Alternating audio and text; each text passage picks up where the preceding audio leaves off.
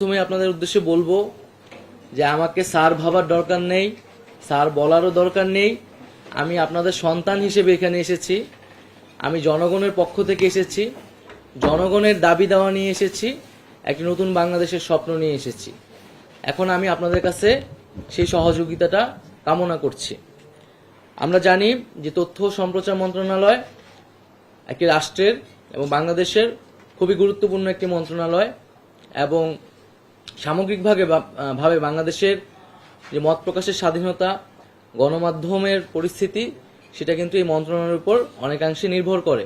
গণমাধ্যম কর্মীদের থেকেই শুনেছি বা আরো বিভিন্ন মানুষের কাছ থেকে শুনেছি যে আমাদের এখানে মত প্রকাশের স্বাধীনতার উপর নানাভাবে বাধা তৈরি করা হয়েছে এবং যেহেতু ফ্রিডম অফ প্রেস যদি না থাকে, ফ্রিডম অফ স্পিচটিও কিন্তু নিশ্চিত হয় না। তো সেই জায়গায় কিন্তু গণমাধ্যমের স্বাধীনতা নিশ্চিত করতে আমাদের কাজ করতে হবে।